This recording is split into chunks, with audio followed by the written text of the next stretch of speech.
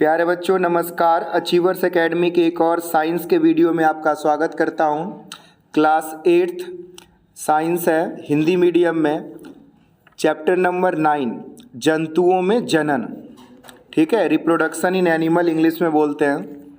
तो यहाँ पर देखो लिखा हुआ है पाचन, परिसंचरण एवं श्वसन प्रक्रम। तो ये सभी प्रक्रम होता है, प्रोसेस होता है।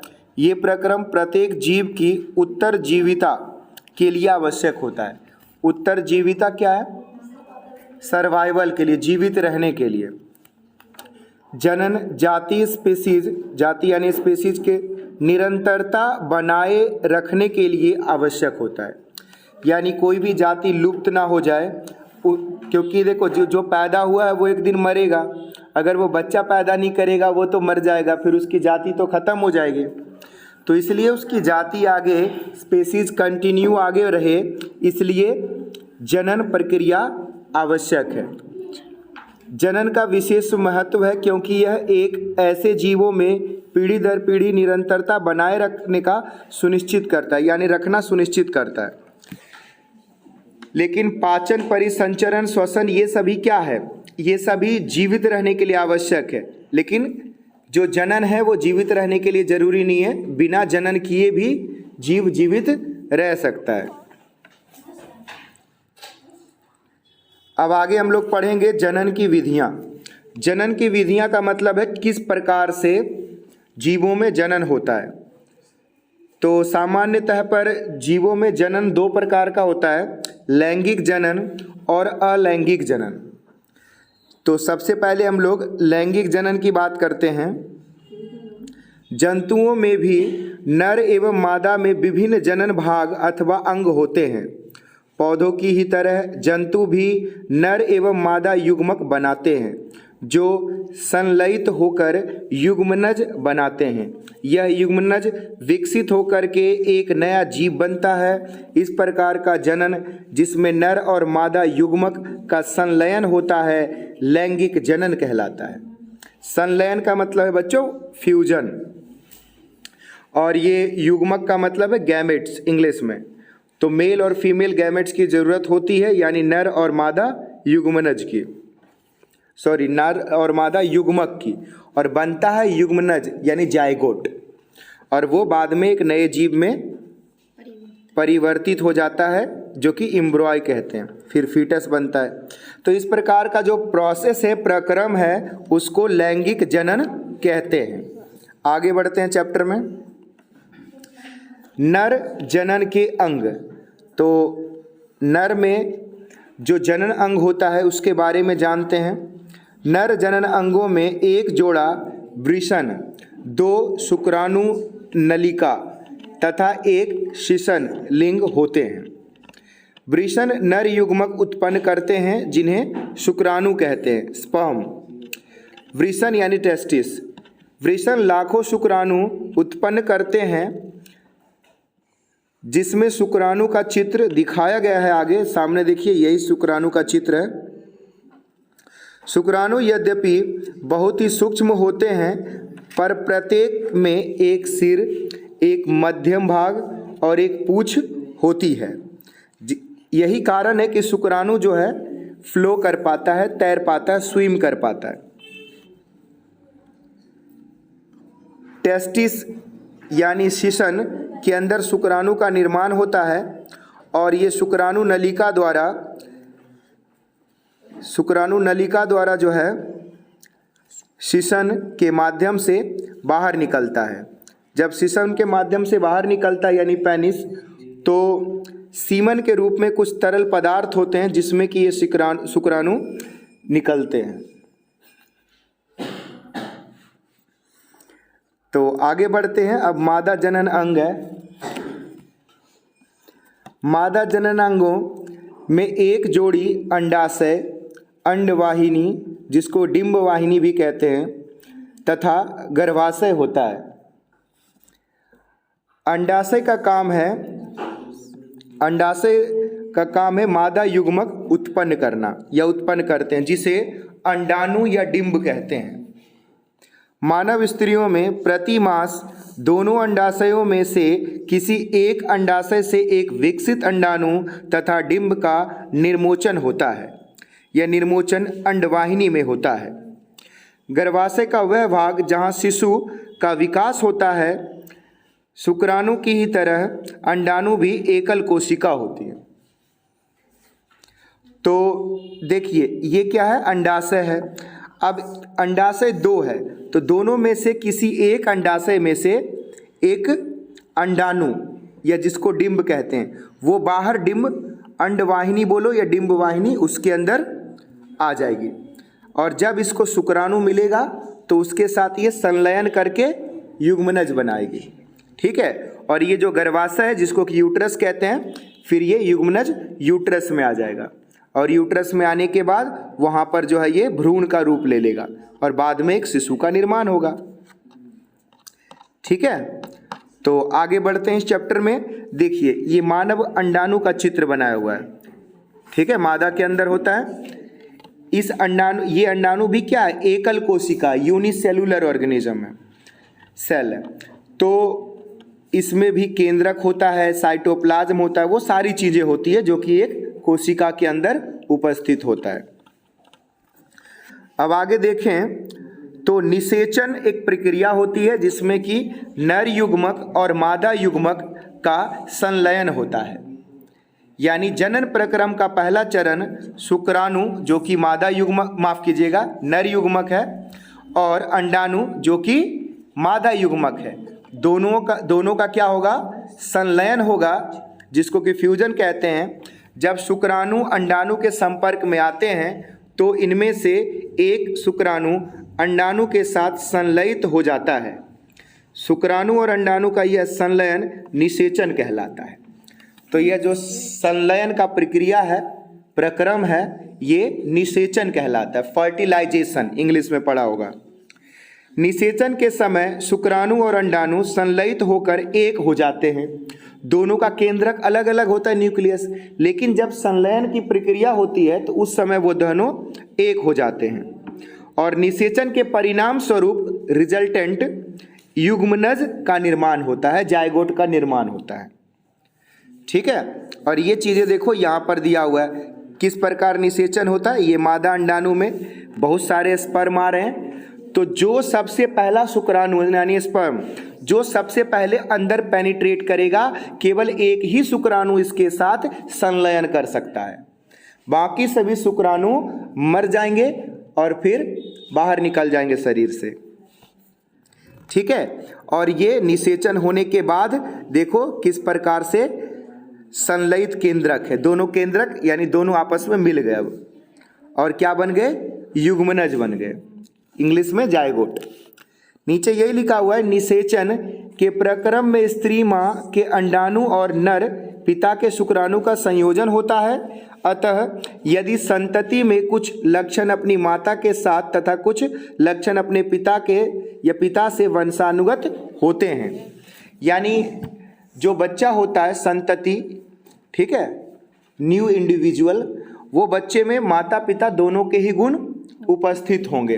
क्यों उपस्थित होंगे, क्योंकि माता का मादा युग्मक यानी अंडाणु और पिता का नर युग्मक यानी शुक्राणु, ये दोनों मिल करके युग्मनज का निर्माण हुआ है और वो युग्मनज आगे चल करके भ्रूण और फिर बच्चे में परिवर्तित हो जाएगा। तो दोनों के लक्षण तो होने ही चाहिए। आप देखते ही होंगे कि बच्चा या तो अपने मम्मी पर जाता है या पापा पर जाता है ना। बहुत बच्चे बिल्कुल फोटो कॉपी की तरह दिखते हैं अपने मम्मी पापा के।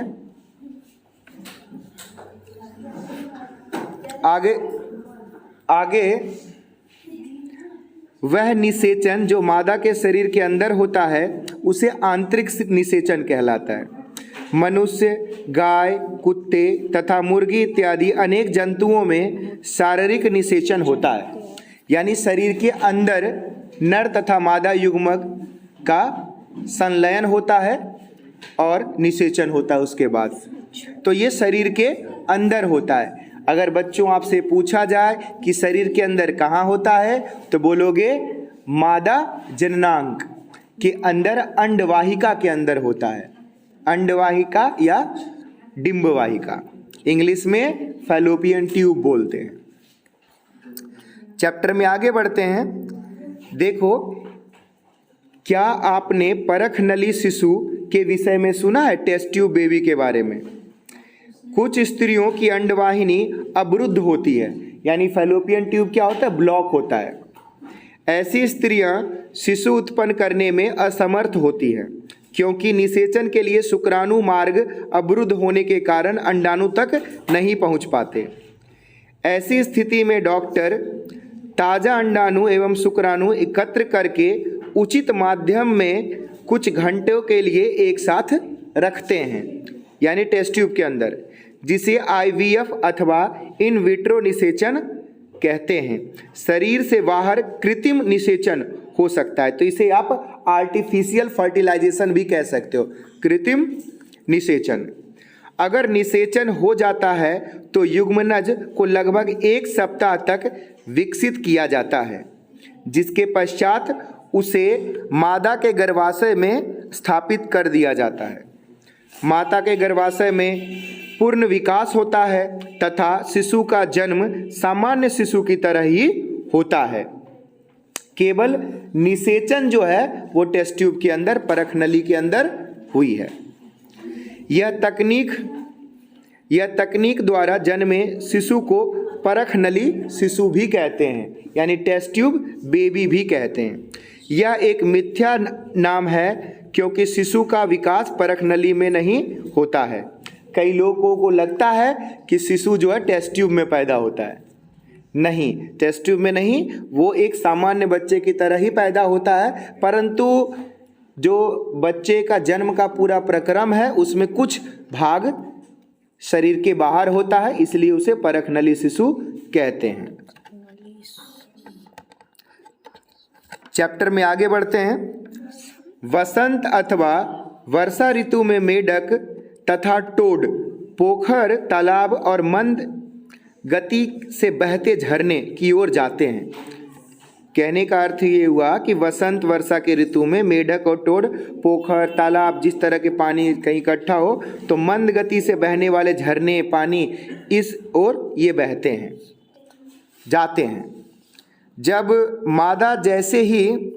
नर और मादा एक साथ पानी में आते हैं, तो मादा सैकड़ों अंडे देती है।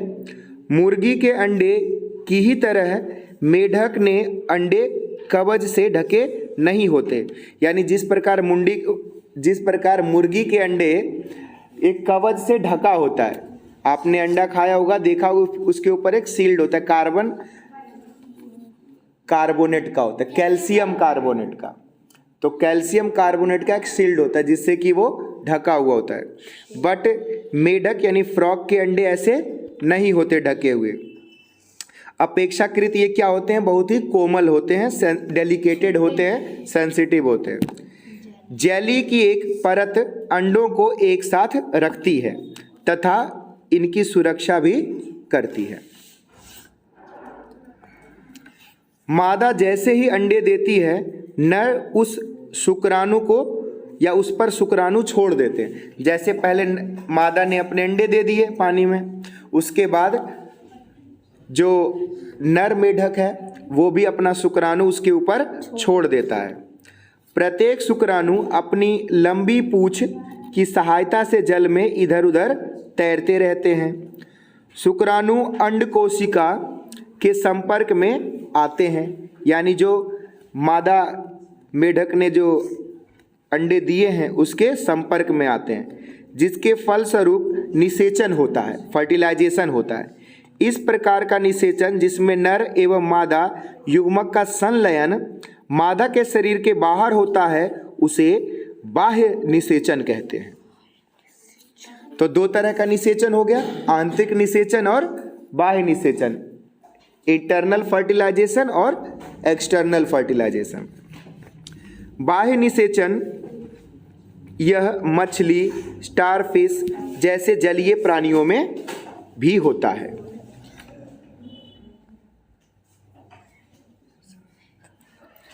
आगे बढ़ते हैं। भ्रूण का परिवर्तन। निषेचन के परिणाम स्वरूप युग्मनज बनता है जो विकसित होकर भ्रूण में परिवर्धित हो जाता है। युग्मनज लगातार विभाजित होकर कोशिकाओं के गोले में बदल जाता है। तत्पश्चात कोशिकाएं समूहीकृत होने लगती है तथा विभिन्न ऊतकों और अंगों में परिवर्तित हो जाती है।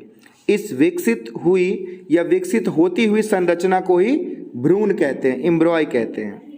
भ्रूण गर्भाशय की दीवारों में रोपित होकर विकसित होता है। गर्भाशय में भ्रूण का निरंतर विकास होता रहता है। धीरे धीरे विभिन्न शारीरिक अंग जैसे हाथ, पैर, सिर, आँखें, कान इत्यादि विकसित हो जाते हैं। भ्रूण की वह अवस्था जिसमें सभी शारीरिक भागों की पहचान हो सके गर्भ कहलाता है, यानी फीटस कहलाता है। जब फीटस का पूरा विकास हो जाता है वह माँ नवजात शिशु को जन्म देती है। लगभग 9 महीने इसमें लगता ये देखो गर्भाशय में बच्चा तैयार हो रहा है ना। गर्भाशय में भ्रूण। मुर्गी में भी आंतरिक निषेचन होता है, मुर्गी में भी अंदर ही उसके बॉडी में निषेचन होता है। अगला टॉपिक है जरायुज एवं अंडप्रजक जंतु। तो 2 तरह के जंतु हैं, जराजयु, फिर क्या है जी, जरायुज, माफ कीजिएगा, जरायुज और अंडप्रजक। नाम थोड़ा हिंदी में अजीब सा है, ओविपैरस और विविपैरस बोलते हैं। तो जरायुज और अंडप्रजक वह जंतु जो सीधे शिशु को जन्म देते हैं उसे जरायुज कहते हैं, और वे जंतु जो अंडे देते हैं उसे अंडप्रजक कहते हैं, है ना। गाय क्या है, जरायुज है। मुर्गी क्या है, अंडप्रजक है। एक बार बच्चों मैं फिर ये बता देता हूँ, देखियो ये हमारा अंडाशय है जिससे कि अंडाणु बाहर निकलेगा, और ये अंडाणु अंडवाहिका जो कि फैलोपियन ट्यूब है ये इसके अंदर आएगा, और यहाँ पर जब इसको शुक्राणु यानी स्पर्म मिलेगा तो युग्मनज का निर्माण होगा, ठीक है।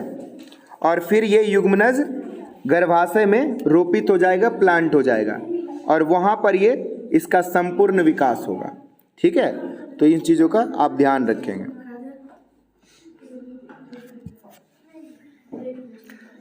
चैप्टर में आगे बढ़ते हैं। अब कुछ अन्य प्रकार के प्रजनन को समझते हैं।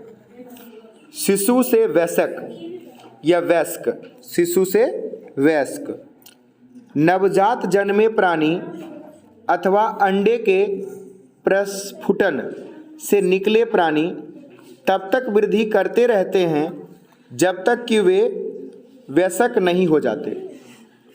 कुछ जंतुओं में नवजात जंतु वयस्क से बिल्कुल अलग दिखाई पड़ते हैं। क्या कह रहे हैं, जैसे आपने देखा होगा इंसान का बच्चा हो या बिल्ली का बच्चा हो, बकरी का बच्चा हो, तो बकरी जैसी होती है बच्चा भी उसका वैसा ही पहले दिन, पैदा होने के पहले दिन होता है ना। लेकिन कुछ जीव ऐसे हैं जिनका अंडे से बाहर निकला हुआ या बच्चा उनसे भिन्न होता है, अलग होता है, और वो फिर अलग अलग स्टेज में जाके डेवलप होकर के फिर वयस्क बनता है, वयस्क बनता है। लार्वा तथा इल्ली, फिर प्यूपा बनता है, और प्यूपा से फिर वयस्क बनता है, वयस्क बनता है। कौन, तो रेशम के कीट। आपने कक्षा 7 में पढ़ा था कि रेशम के कीट से किस प्रकार से रेशम बनाया जाता है। वो शहतूत की पत्ती को खाता है वो कीड़ा। तो पहले वो लार्वा स्टेज में होता है, इल्ली भी बोलते हैं उसको, इल्ली स्टेज। बाद में उसका प्यूपा बनता है, और प्यूपा से फिर वो वयस्क हो जाता है, एडल्ट हो जाता है। इसी प्रकार मेढक में भी होता है, पहले अंडा होता है, वहाँ से लार्वा स्टेज में आता है जिसको टेडपोल कहते हैं, और उसके बाद तीसरा जो इसका स्टेज है वो क्या होता है, चरण। तीसरा चरण जो है वो क्या है, वयस्क मेढक में तैयार हो जाता है। देखिए इस चित्र में इस चीज़ को दर्शाया गया है। ए पॉइंट पर क्या है, अंडा है या अंडे हैं, और आरंभिक टैडपोल, और कुछ दिन के बाद टैडपोल जो है इस प्रकार का हो जाता है, और फाइनली कुछ दिनों के बाद वो एक वयस्क मेढक के रूप में तैयार हो जाता है। तो इस तरह से मेढक का ये जीवन चक्र है, लाइफ साइकिल, अलग अलग चरणों में। यहाँ पर बच्चों कुछ विशेष परिवर्तन के साथ टैडपोल का वयस्क में रूपांतरण होता है। टैडपोल यानी मेढक जब टैडपोल के रूप में रहता है, वहाँ से फिर क्या है, वयस्क के रूप में उसका रूपांतरण हुआ, ट्रांसफॉर्मेशन हुआ, है ना। तो इस चीज़ को ही कायांतरण बोलते हैं। तो कायांतरण क्या है, एक प्रक्रिया है, प्रोसेस है, जिसमें कुछ विशेष परिवर्तनों के साथ टैडपोल का वयस्क में रूपांतरण होता है। तो इसे कायांतरण कहते हैं, इंग्लिश में मेटामॉर्फोसिस कहते हैं। ठीक है, चलिए, तो उम्मीद करता हूँ आपको ये लैंगिक जनन समझ में आया होगा। अगर समझ में नहीं आया हो तो आप वीडियो को एक बार फिर से पुनः देखेंगे, दोबारा से देखेंगे, अपने बुक को भी पढ़ेंगे। जिन चीज़ों को मैंने अंडरलाइन किया है, कलर किया है, आप इसी लाइन को बार बार पढ़ें। अगर आप पूरा बुक पढ़ते हो तो ये भी और अच्छी बात है, लेकिन अगर आपके पास समय कम है तो आप अंडरलाइन की गई चीज़ों को विशेष तौर पर 2-3 बार जरूर पढ़ें। चैप्टर में अब थोड़ी सी चीज़ें रह गई है। अलैंगिक जनन, बच्चों आपको जानकर हैरानी होगी, अलैंगिक जनन लैंगिक जनन से पूर्णतः अलग है। जनन तो है, इसमें नए जीव का निर्माण तो होगा, परंतु इसमें नर और मादा की आवश्यकता नहीं होती है। ये एकल जीवी होते हैं, इसमें नर और मादा नहीं होती है। जैसे उदाहरण के लिए आप एक जीव का उदाहरण ले सकते हो जो है हाइड्रा। आप इस हाइड्रा के चित्र को देखें, प्रत्येक हाइड्रा में एक या अधिक उभार दिखाई देता है। उभार मतलब ऐसे लगता है इसको फोड़ा फुंसी हो गया हो, और वही शरीर इसका उभार लेकर के बाहर निकलता है, जिसको मुकुल कहते हैं। तो हाइड्रा का मुकुल बाहर निकला, ये छोटा सा देखो निकला हुआ है, अब ये थोड़ा और बड़ा हुआ, और इधर फिर वापस एक नया हाइड्रा बन जाता है। और जब वो नया हाइड्रा परिपक्व हो जाता है, मैच्योर हो जाता है, तो उससे टूट करके फिर एक अलग हाइड्रा बन जाता है। हाइड्रा में भी एकल जनन से निकलने वाले ऊर्ध्व, ये है उद्धर्ध, ठीक है, उद्धर्ध से नए जीव का विकास होता है। इस प्रकार के जनन को, जिसमें कि केवल एक ही जनन या जनक एवं जीव को जन्म देता है, ठीक है, एक ही जनक होता है, इसमें मदर और फादर नहीं होता, कोई एक ही होता है। तो ऐसे में अलैंगिक जनन कहलाता है। हाइड्रा में मुकुलन से नया जीव का विकास होता है, इसलिए इस प्रकार के जनन को मुकुलन कहते हैं। ठीक है, इसी प्रकार बच्चों अमीबा है। अमीबा भी एक कोशिकीय जीव होता है। इसमें केंद्रक के 2 भाग, केंद्रक क्या होता है, केंद्रक तो एक ही होता है, लेकिन कुछ समय पश्चात केंद्रक 2 भागों में इस प्रकार विभाजित हो जाता है, और धीरे धीरे करके 2 अमीबा अलग अलग हो जाता है, और फाइनली देखो ये 2 हो गया। तो इस प्रकार अमीबा में जनन होता है। इसके बाद कोशिका 2 भागों में विभाजित हो जाती है, जिसके प्रत्येक भाग में अलग अलग केंद्रक हो जाता है। परिणाम स्वरूप एक जनक से 2 अमीबा बनते हैं। इस प्रकार के अलैंगिक जनन को, जिसमें जीव विभाजित होकर के 2 संतति उत्पन्न करता है, इसको द्विखंडन कहते हैं। इसको द्विखंडन कहते हैं। तो द्विखंडन कैसी विधि है प्रजनन की? अलैंगिक जनन की विधि है, जिसमें कि एक केंद्रक वाला कोशिका वाला जीव अमीबा परिपक्व होकर मैच्योर होकर के 2 केंद्रक में बट करके 2 जीव बन जाता है, तो द्विविखंडन हो गया। और बहुत ऐसे जीव होते हैं जिसमें बहुविखंडन होता है, 1 से 2, 2 से 4, 4 से 16 ऐसे करके और बढ़ जाते हैं। तो अंततः मैं आपको बता सकता हूं कि मुकुलन एवं द्विखंडन जो है अमीबा के अंदर और हाइड्रा के अंदर, मुकुलन ये क्या है, यह अलैंगिक जनन की विधियां हैं। ठीक है, इसमें या इसके द्वारा एकल जीव संतति जीवों को जन्म देता है। तो इस प्रकार ये चैप्टर खत्म हुआ। लास्ट में डॉली की कहानी दे रखी है, तो आप इसे पढ़िएगा, आपको ये अच्छा लगेगा। ये मैं आपके लिए छोड़ देता हूँ। तो साइंस की और भी वीडियो देखने के लिए हमारे चैनल को सब्सक्राइब कर दें और बेल आइकन का बटन भी प्रेस कर दें, ताकि जब अगला वीडियो अपलोड हो तो आपको नोटिफिकेशन मिल सके। और वीडियो अच्छा लगा हो तो इसे लाइक करें और अपने फ्रेंड्स में व्हाट्सएप कॉन्टैक्ट में इसको शेयर भी करें। धन्यवाद।